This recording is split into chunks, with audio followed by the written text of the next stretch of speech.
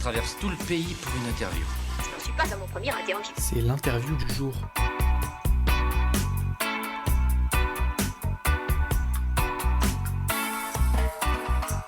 Bonjour Bruno. Bonjour. Nous accueillons aujourd'hui Bruno Boussagol, metteur en scène, mais aussi coordinateur et directeur artistique de la Nuit des Ours, et c'est déjà la 5e édition de ce festival. Il a toujours travaillé hors des institutions, et la Nuit des Ours, c'est un festival qui prend une forme tout autre que ce que nous avons l'habitude de voir. Aucune lumière artificielle et de sonorisation des concerts en montagne, des scènes qui créent de nouveaux lieux de rencontre, un engagement politique, les enfants, les personnes âgées, même cette année avec un nouveau spectacle en EHPAD. Merci d'être là ce matin avant cette semaine qui s'annonce chargée. C'est un grand plaisir. Merci à toi d'être là. Alors déjà, avant de parler de la nouvelle programmation et de cette année qui est vraiment... qui continue dans la même veine, mais qui est aussi une année encore plus audacieuse parce qu'il y a des spectacles, même la tournée des bistrots, je voulais dire des concerts qui vont même jusqu'en Suisse cette année. Il y a un concert qui arrive aussi dans un EHPAD. On a vu que les Journées Restées Vivants avaient beaucoup plus de partenaires locaux cette année. Voilà, on en reparlera juste après. Mais déjà, quelles conclusions par rapport à l'année passée ? Moi, ce qui me tente, c'est toujours qu'il y ait quelque chose de nouveau. Donc, moi, c'est ça qui m'intéresse. Je suis metteur en scène à la base. Et finalement, un festival, aujourd'hui, il y en a des milliers en France. Ils se ressemblent tous dans le concept. Une scène, du monde autour. Après, c'est une question de quantité de gens, de qualité des spectacles, comment c'est surveillé, comment on se sent en sécurité. Bref. Moi, c'est pas du tout ça. Moi, ce qui m'intéresse, c'est justement non pas de l'insécurité, mais disons une prise de risque dans l'imaginaire, on va dire. Il s'agit de marcher la nuit dans une forêt, sur un chemin caillouteux.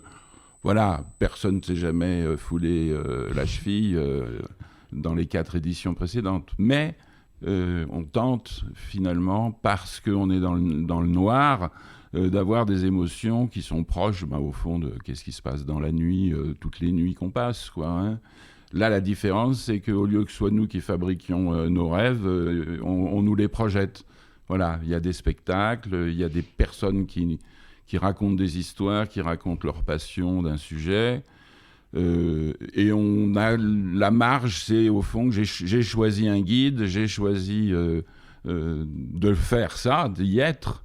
Donc c'est ça mon engagement, voilà. Et cette idée à laquelle je m'accroche, créer c'est résister, résister c'est créer, qui date vraiment de la période de la résistance française, appliquée à l'art, aux arts, ça peut donner ça, voilà. Peut-être nous parler aussi de justement pourquoi ce choix de la déambulation, pourquoi 5 spectacles, pourquoi plusieurs groupes pour partir pendant la Nuit des Ours. Je peux rappeler un petit peu le fonctionnement. Donc on va choisir un guide selon des thématiques. Donc par exemple, il va y avoir une thématique, j'en sais rien, je parle des années passées, mais sur la mort en montagne, ou l'année dernière, il y avait aussi une question sur la pornographie de masse. Pour d'autres personnes, ça va être les questions du paysage ou de l'astronomie, par exemple. Donc chaque groupe part quand même avec un intérêt pour le guide qu'il a choisi. Et puis tous les groupes partent du même point, mais vont pas voir forcément les spectacles dans le même sens, parce que devant chaque spectacle, nous avons des petits groupes, on va dire d'une 30aine à une 50aine de personnes. Et puis nous partons comme ça et puis nous retrouvons seulement à la fin. Alors pourquoi ce choix déjà de partir et d'être en petit groupe ? Disons, puisque le choix fondamental, c'est qu'il n'y ait pas de sono, qu'il n'y ait pas de lumière artificielle autre que solaire, ça réduit d'une certaine manière le champ, disons, auditif et visuel. Bon, il y a un environnement, on crée des sites. Donc, c'est des petites scènes, des scènes qui peuvent être... la dernière qu'on fait, elle est sur une rivière carrément. D'autres fois, c'était un grand octogone au milieu de la forêt. Bon, ça se décline, voilà. Donc, on ne peut pas non plus mettre 100 personnes sur quelque chose qu'on vient de construire, parce que là, ça prendrait d'autres proportions qui sont justement celles que je ne veux pas avoir. Donc on a quand même 200 spectateurs à la base, mais ils sont divisés par 5, donc c'est des groupes de 40.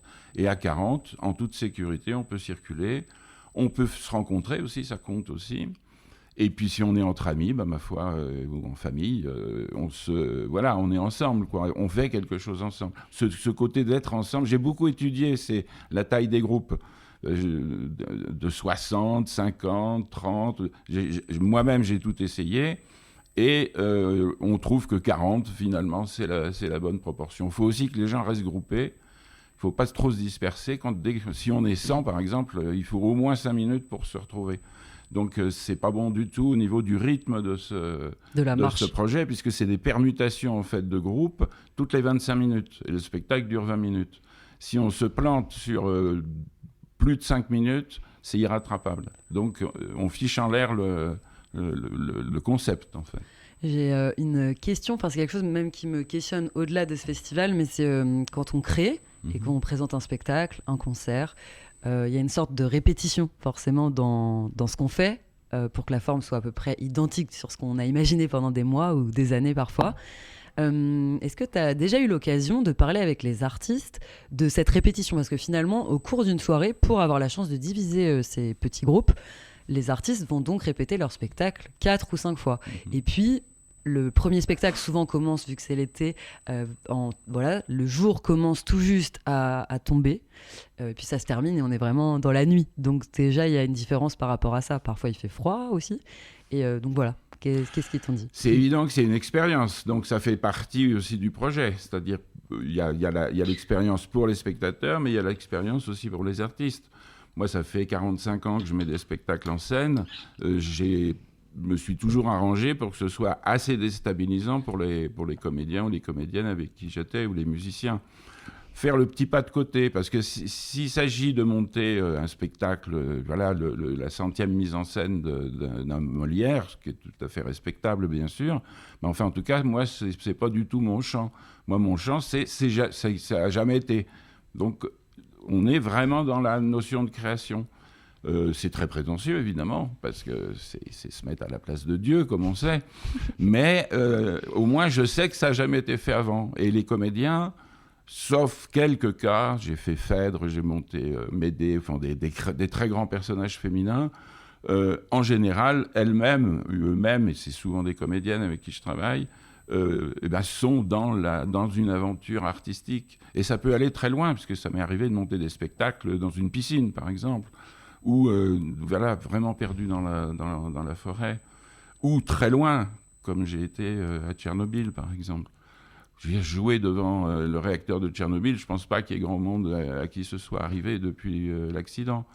Alors, ce n'est pas non plus des tours de force, c'est pas du tout c'est vraiment la création. Qu'est-ce que c'est que la création ? C'est l'expérience. Créer, c'est résister.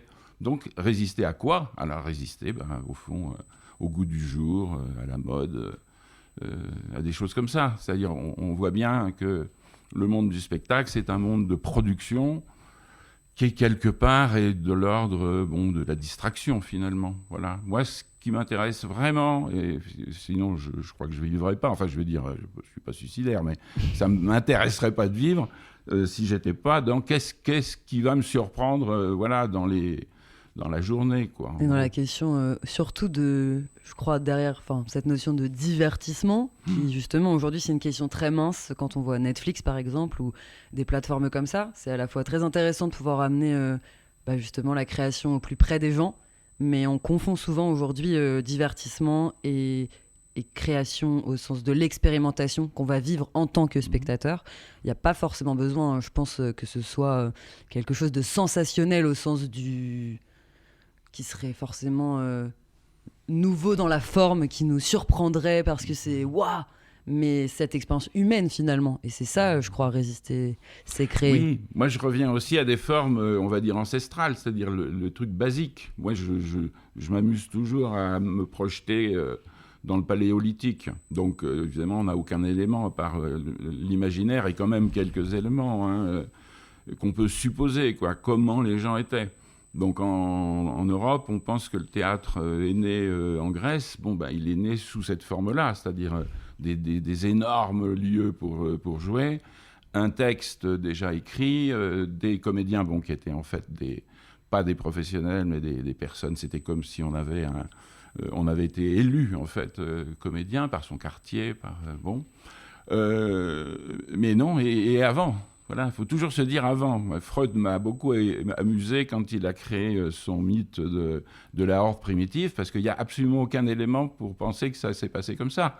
Qu'on mange son père, que tous les fils étaient privés des femmes, que donc finalement ils ont tué le père qui lui avait toutes les femmes. Bon, c'est un fonctionnement, mais qui tient la route, puisque d'une certaine manière, on est à peu près d'accord sur le totémisme et tout ça. Et oui, je lui dis, mais avant, comment c'était encore avant la horde sauvage, la horde primitive, pardon.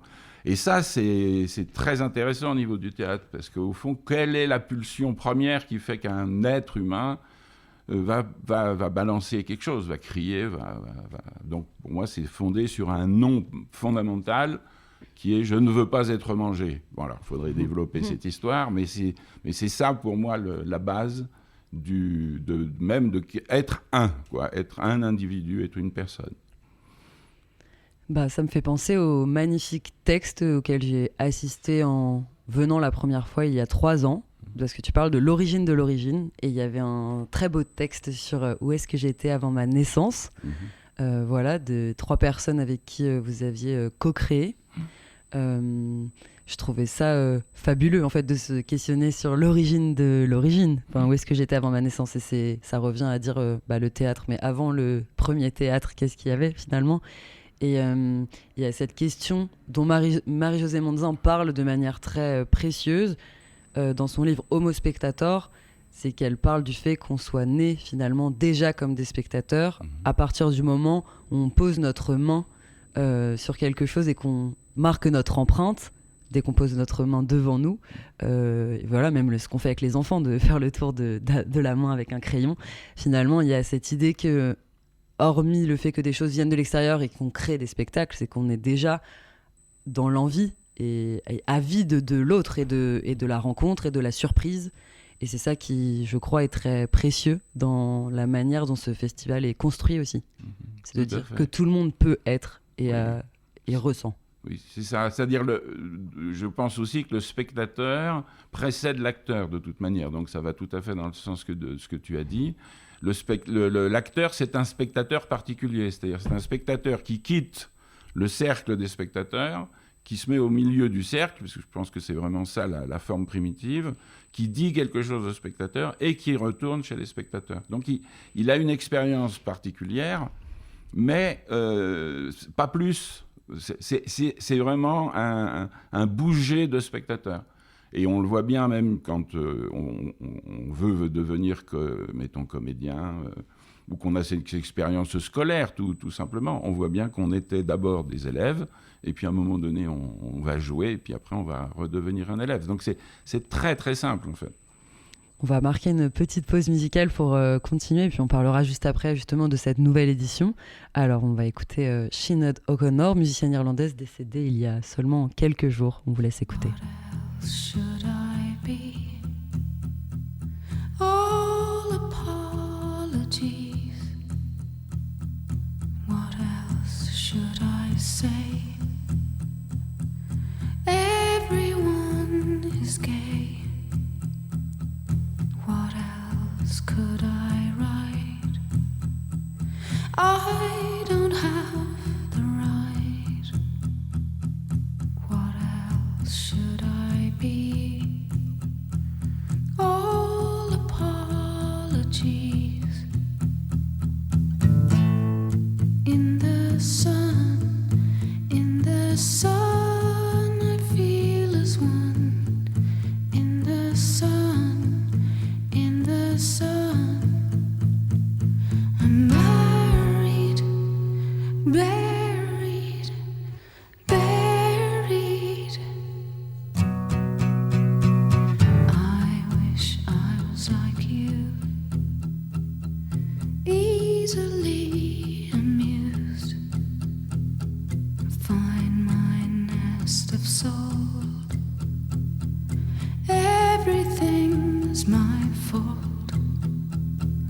I'll take all the blame. Aqua sea foam shame. Sunburn with freezer burn. Choking on the ashes of her enemy. in the sun, I'll be this one. In the sun, in the sun, I'm married, buried, buried. All in all is all we all are. All in all is all we all are. All in all is all we all are. All in all is all we all are. All in all is all. Il est 9h27, vous êtes bien sur la radio des ours, sur le 90.5 en vallée de Chamonix et sur le 90.7 à Valorcine et dans la vallée du Trient. Alors aujourd'hui, notre invité du jour et qui est présent, c'est Bruno Boussagol, le metteur en scène, qui est surtout le directeur et coordinateur artistique de ce festival de la Nuit des Ours qui commence ce mardi. Je ne sais pas si vous avez encore ou pas regardé le programme, réservé, mais je vous invite à aller voir le site. Beaucoup de propositions cette année. On va parler maintenant des nouveautés, après avoir parlé des intentions artistiques de ce festival qui perdure déjà depuis 5 ans.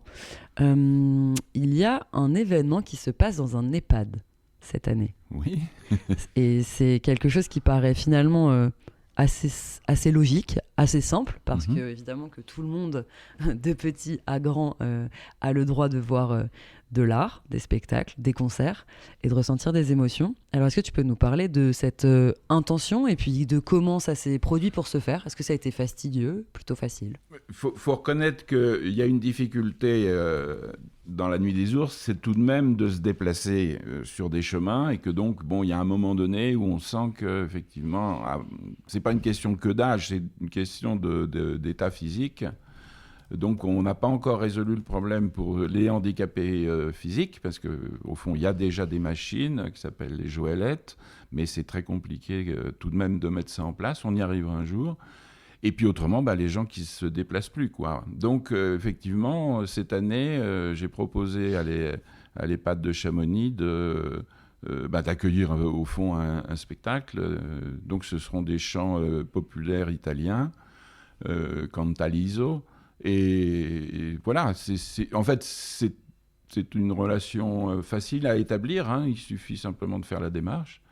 De même que je fais des concerts pour les bébés et les femmes enceintes, parce que je pense qu'il n'y a pas d'âge pour démarrer à ce niveau-là. Ce qu'il faut, c'est trouver le bon son, la bonne relation.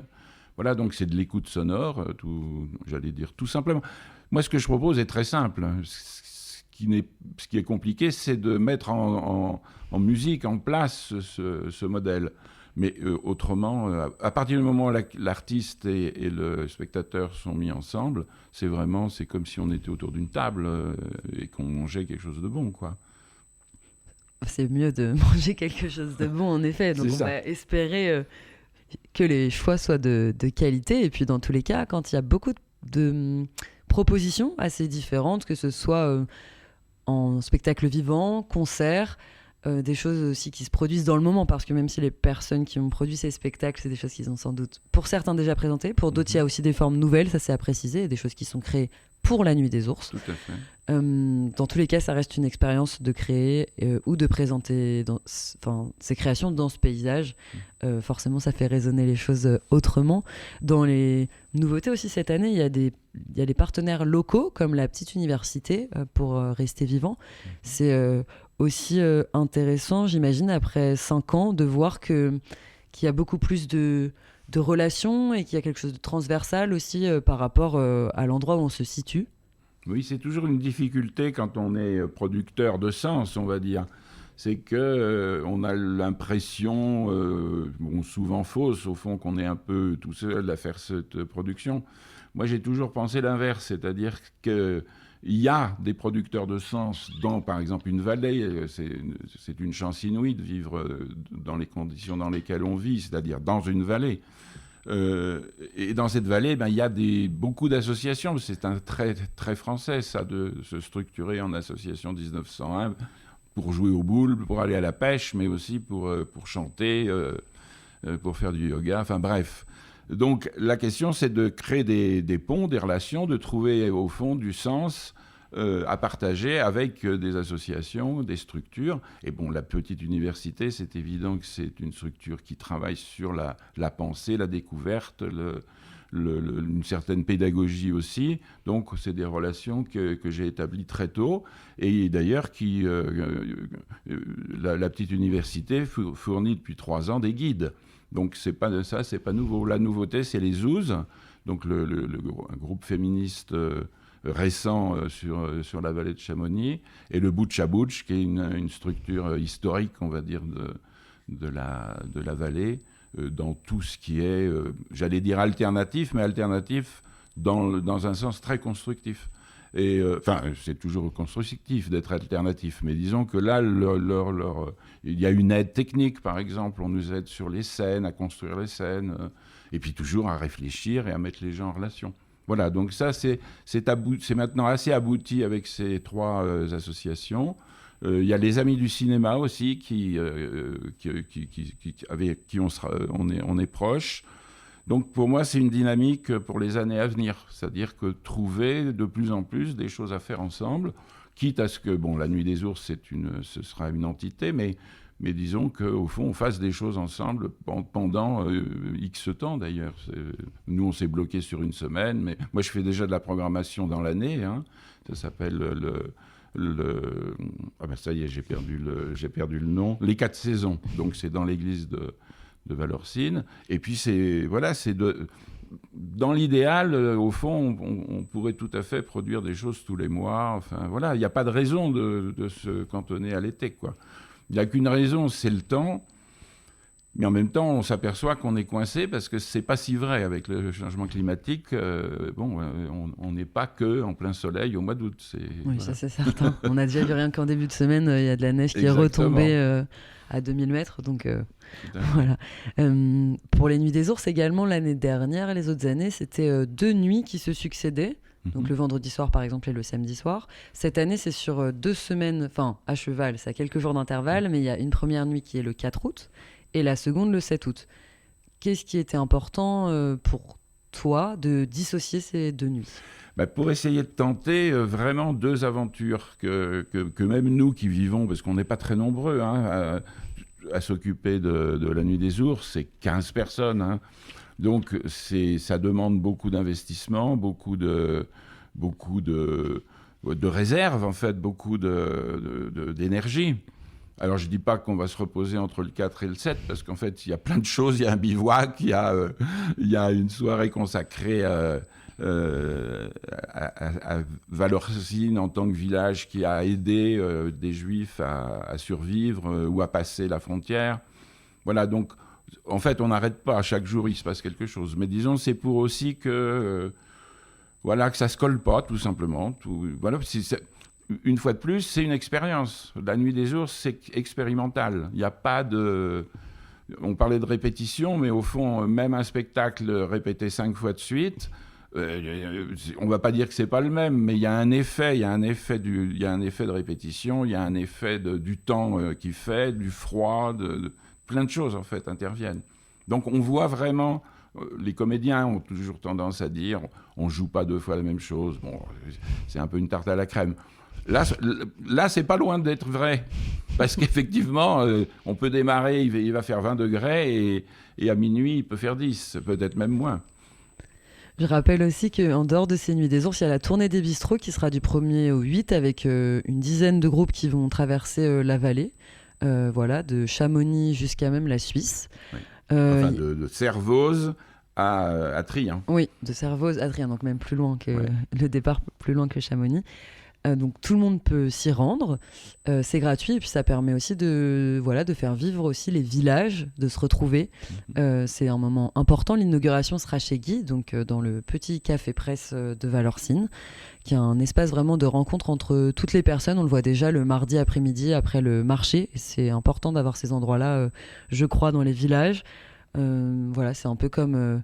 Avant, je crois que c'est l'église qui permettait un peu ça le dimanche, de se retrouver comme ça, que les gens se retrouvent d'un même village en étant très différents. Et il y a le bivouac cette année, donc on va en parler un petit peu. C'est expérimental évidemment, mais voilà, des gens vont partir marcher. Et puis il y aura des concerts Et auprès dormir, parce du qu'en fait, refuge. c'est ça l'idée, c'est que on parte, donc en l'occurrence ce sera à 14h le 5, avec un premier spectacle avec un camion, c'est un pianiste absolument incroyable, Guilhem Fabre, qui pendant le premier premier confinement, n'a pas supporté en fait de ne pas jouer. Donc il s'est acheté un camion de déménagement, il l'a transformé de telle sorte qu'il y ait une scène qui s'ouvre, il a mis son piano à queue dedans, et puis il a annoncé, bon là c'est par France Musique que je l'ai su, en écoutant France Musique, qu'il était prêt à partir jouer n'importe où. Alors moi j'ai tout de suite prévenu que oui, qu'il vienne.